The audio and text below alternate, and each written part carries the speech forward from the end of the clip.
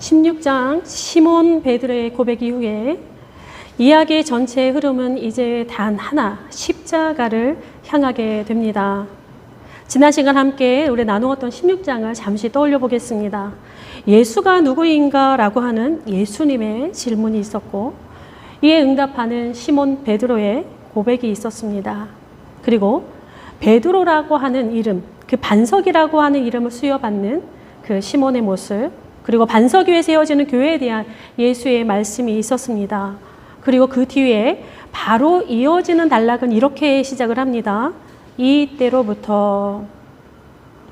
이야기 흐름에 있어서 하나의 전환점을 암시하는 매우 의미심장한 문구였습니다. 이때로부터 자신의 순환과 죽음 그리고 부활에 대한 첫 예고를 하셨습니다. 예수께서 가시고자 하는, 그리고 가셔야만 하는 그 길에 대해서 이제 구체적으로 드러나고 하나님의 일과 또 사람의 이름 대조를 이루었습니다. 이에 대한 제자들의 반응은 석연치 않았습니다. 그리고 오늘 17장의 문이 열립니다. 17장을 대략 살펴보면 크게 3개의 단락으로 이루어져 있습니다. 첫 번째 단락은 지금 읽어드린 높은 산에서의 이야기, 두 번째 단락은 귀신 들린 소년을 고치신 이야기, 마지막은 성전세를 지불하는 그런 이야기입니다. 두 번째와 세 번째 사이에는 예수 그리스도의 순환과 죽음, 부활에 대한 두 번째 예고가 삽입되어 있습니다. 오늘 우리가 함께 나눌 이야기, 이 첫 번째 부분은 잠시 뒤로 두고 두 번째 단락부터 살펴보겠습니다. 두 번째 단락에서는 무기력한 제자의 모습들이 그려지고 있습니다. 여기서뿐만이 아니라 복음서에서 그려지는 제자들의 모습은 대체로 변변치 않습니다. 시몬 베드로의 신앙 고백 말고는 스승의 책망을 자주 받았습니다. 20절의 표현대로 하면 제자들의 믿음이 작습니다. 보통은 믿음이 있다 없다라고 하는 말을 사용하셨는데, 흥미로운 것은 제자들에게 유독 믿음이 작다라는 표현을 사용하십니다. 제자들에게만 사용하고 있습니다. 산상수훈에서 내일 일을 염려하지 말라, 이 믿음이 적은 자들아 하셨고, 바람과 바다를 잠잠케 하신 후에도 그러하셨고, 무리를 걷다가 물에 빠져가는 베드로에게 말씀하셨고, 빵이 없음을 걱정하고 있을 때 말씀하셨습니다. 그리고 오늘 귀신 들린 아이를 고치지 못하는 오늘의 17장 두 번째 단락에서 믿음이 작다라고 하는 그런 표현을 하고 계십니다. 이 작은 믿음은 사실 스승을, 예수 그리스도를 제대로 알지 못하는 몰 이해와 연결되고 있는데, 제자들의 이 믿음은 예수께서 가시고자 하는 길을 향하여 끊임없이 무엇인가 요구받고 있는 그러한 모습을 가지고 있습니다. 마지막 단락으로 넘어가기 전에 예수의 순환과 죽음, 부활에 대한 두 번째 예고가 주어져 있습니다. 이에 제자들이 매우 근심하였다라고 기록되어 있습니다. 앞선 제자들의 작은 믿음과 또 연결이 됩니다. 여기서 근심하다라고 하는 이 헬라어 단어는 슬퍼하다라고 하는 뜻인데, 매우 고통스러운 슬픔을 가리키고 있습니다. 예수 그리스도에 대한 참 모습, 그것에 대한 굴절된 인식뿐만이 아니라 불투명해지는, 그러니까 순환과 죽음과 부활을 통해서 불투명해지는 자신들의 미래와 모성과 대면해야 하는 종교적 신념들이 계속 뒤엉키게 됩니다. 종교가 언제나 확실한 것을 추구하고, 그러나 신앙은 모순과 같은 신앙의 역설을 위험과 도전으로 또한 작용하고 있기 때문에 그렇습니다.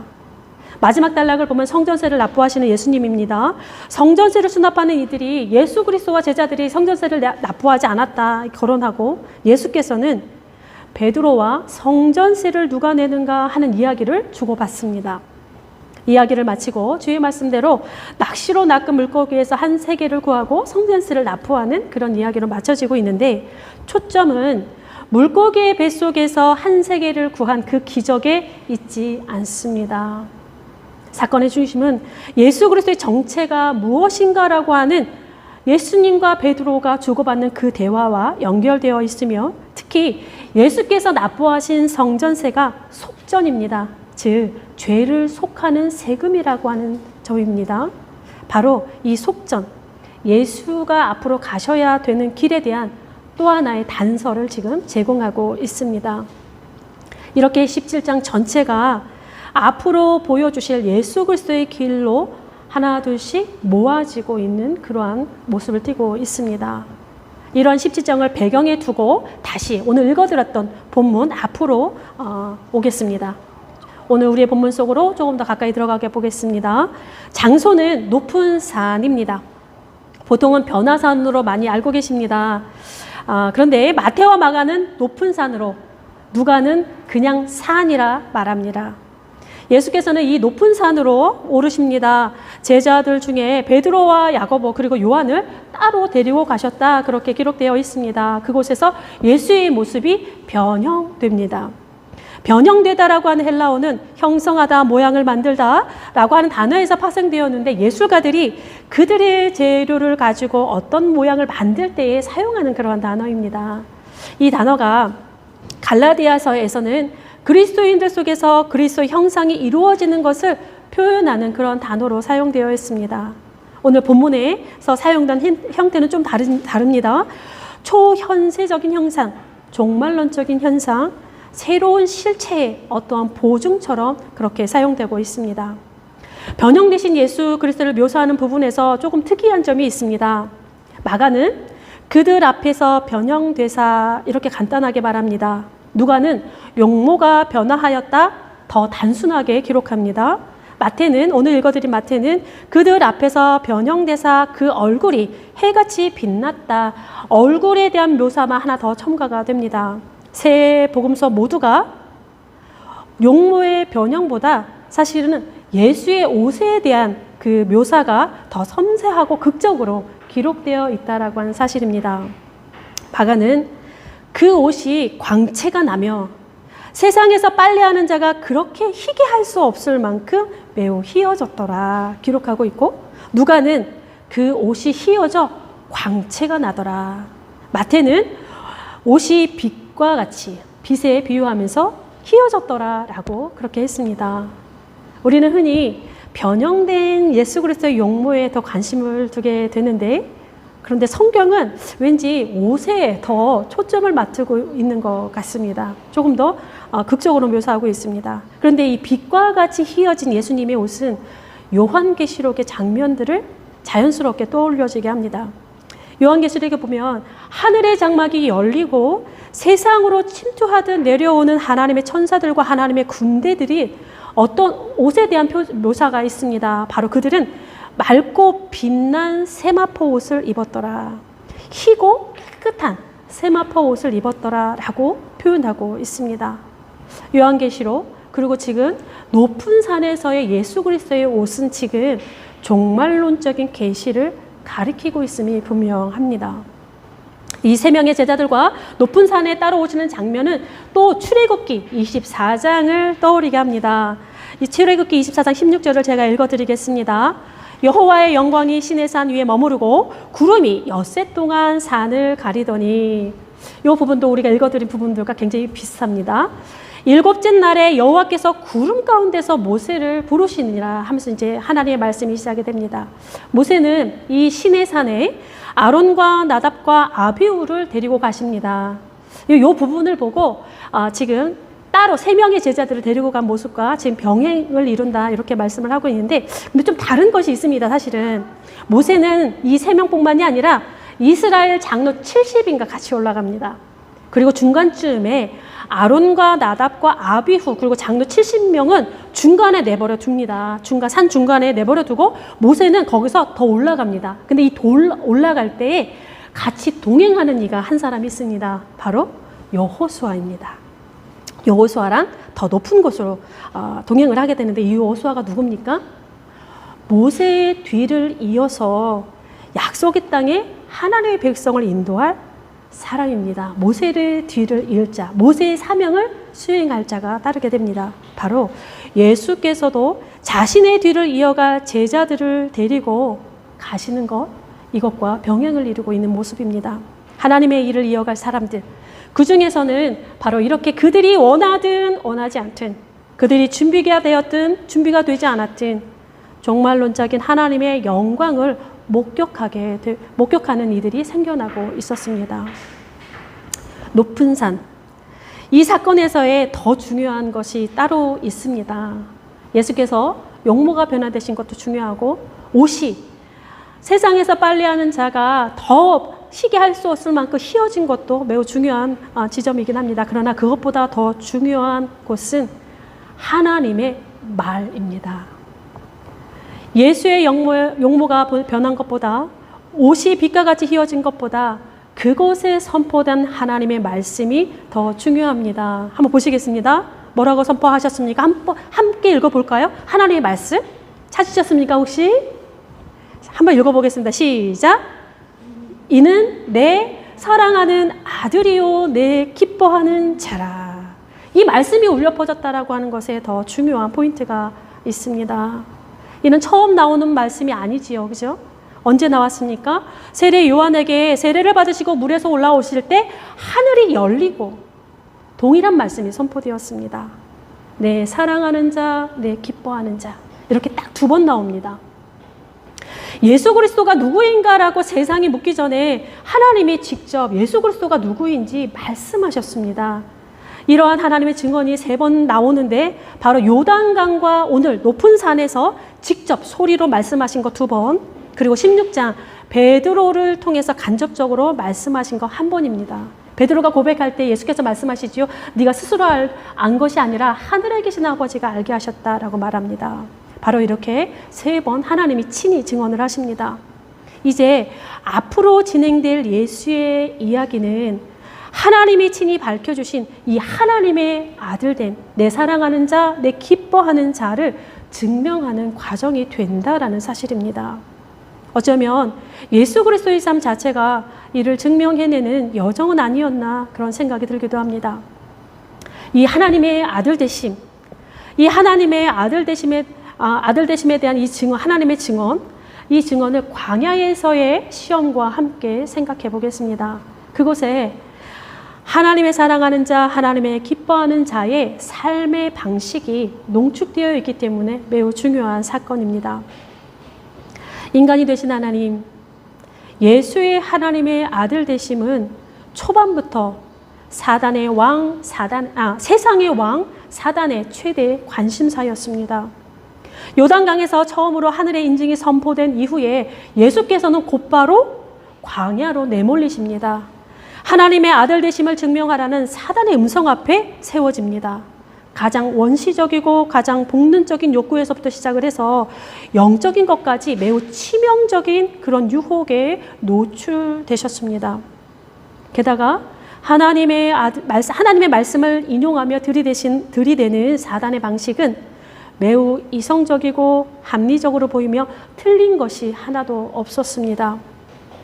사단이 요구하는 방법들, 세상이 요구하는 방식과 세상이 기대하는 선택이라고 하는 것은 모두가 예수께서 능히 하실 수 있는, 어떤 면에서는 예수께 모두 다 쉬운 것들이었습니다. 사단이 그걸 요구했습니다. 못하실 수 있는 것이 하나도 없었습니다. 돌을 떡으로 만들고 성전 꼭대기에서도 뛰어내려도 다치지 않으실 수 있는 그러한 분입니다. 사단에게 일시적으로 허락된 그 세상의 통치권을 받아내는 것도 매우 그분에게는 쉬운 일이었습니다.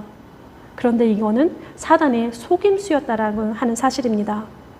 그럴듯하나 비열하고 매우 합리적이나 실상은 인간이 되신 하나님의 아들, 인간이 되신 하나님이기를 포기하게 되는 그러한 일이 되는 순간이 될 수밖에 없습니다.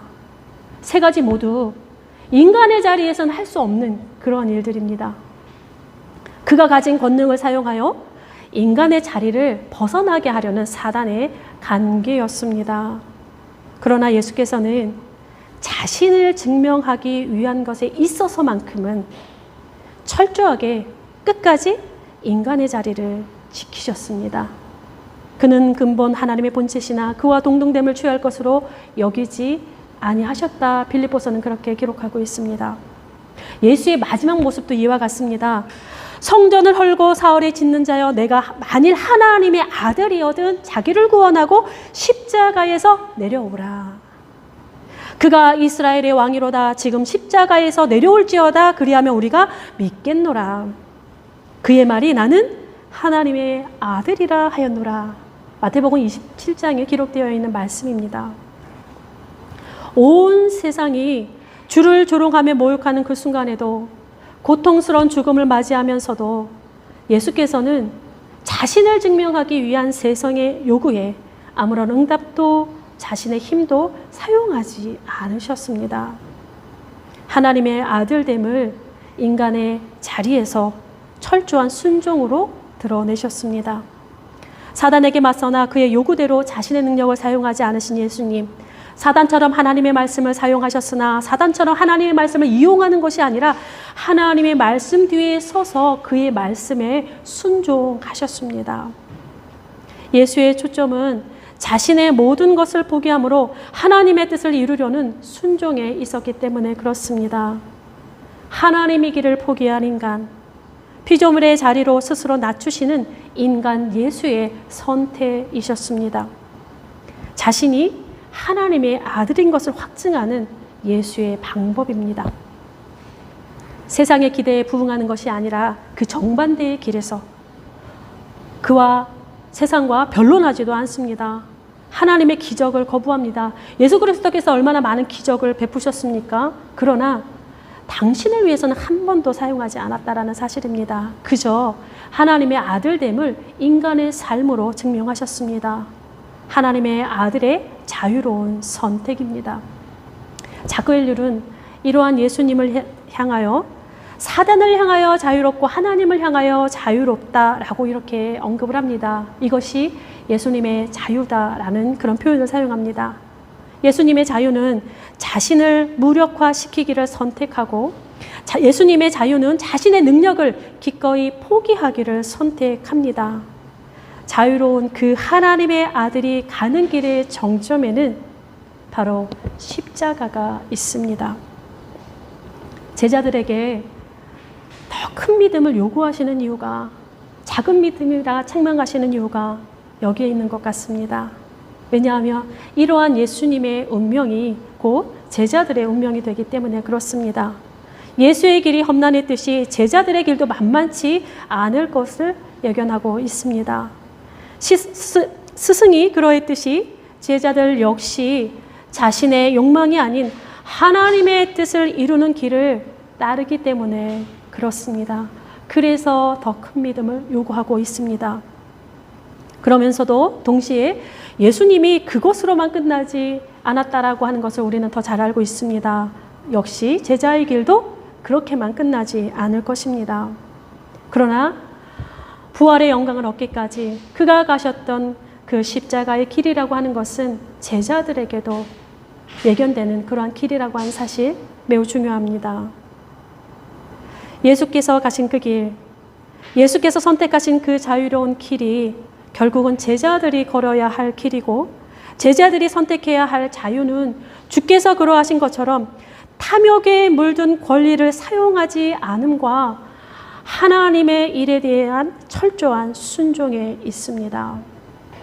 세상의 요구에 입맞춘 그 무엇을 증명하려 애쓰지 않아도 됩니다. 세상의 기대에 부응하려 무엇인가 답하려 하지 않아도 괜찮습니다. 다만 하나님의 일이 아닌 사람의 일이 아닌 하나님의 일이 무엇인지 이를 분별하는 일에 우리의 마음과 생각을 단련하고 주께서 이끄시는 하나님의 일들에 마음을 다하여 좁은 길이라 할지라도 그저 묵묵히 살아갈 뿐입니다. 세상은 이러한 제자들의 삶을 통해 그리스도가 누구인지 스스로 답을 얻게 됩니다. 이와 같은 사실이 우리에게 무슨 의미가 되겠습니까? 이게 더 중요한 질문이지 않을까 싶습니다. 교회라고 하는 이름으로 모여서 함께 예배하고 그리스도인이라고 하는 이름으로 세상으로 흩어져 살아가는 우리 한 사람 한 사람에게 예수 그리스도의 이러한 길이, 그를 따랐던 제자들의 길이 나와 책 읽는 교회 우리와 무슨 상관이 있습니까? 말씀이 그것을 우리에게 질문합니다. 말씀이 우리에게 그것을 요구합니다. 17장에 나오는 높은 산에서 울려 퍼졌던 내 사랑하는 자라 내 기뻐하는 자라 너희는 그의 말을 들으라.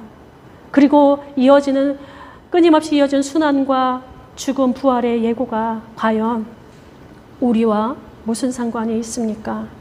우리의 삶의 구체적인 현장에서 무슨 상관이 있단 말입니까? 이것이 우리 한 주간의 씨름이어야 할 것입니다. 제가 시 한 편 읽어드리며 하나님의 말씀을 마무리하려고 합니다. 인간으로 오신 하나님, 예수라는 하나님의 아들을 그리운 마음으로 적어내려간 신학자의 시입니다. 이렇게 두꺼운 신학 총론이라고 하는 책인데요.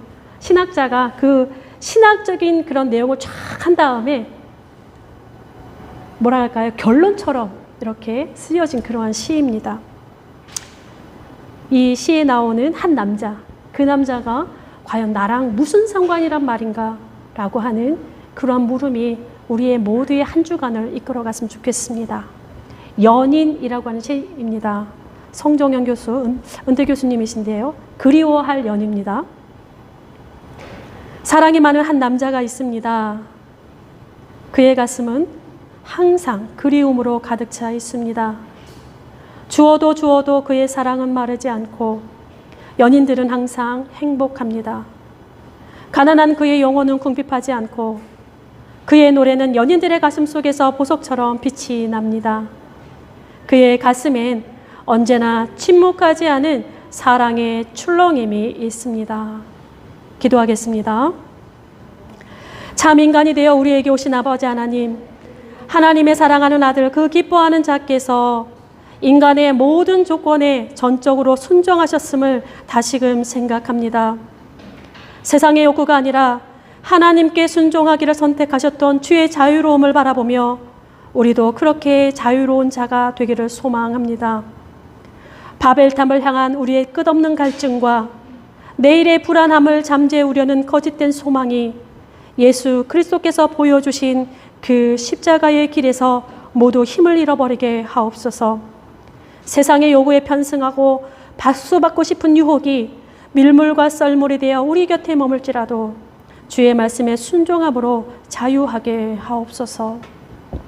굴절된 우리의 시야를 고쳐주시고 주께서 그려주신 새로운 세상을 믿음으로 바라보게 하옵소서. 우리의 모든 형편을 잘 아시는 주님, 우리의 삶의 구석구석이 주의 구원을 기다리며 웅크리고 있습니다. 우리를 불쌍히 여기시고 도와주옵소서. 깨어지고 상한 그 자리에서 하나님이 하나님 되심을 보여주옵소서. 믿음의 여정에 늘 동행하시는 예수 그리스도의 이름으로 기도드립니다. 아멘.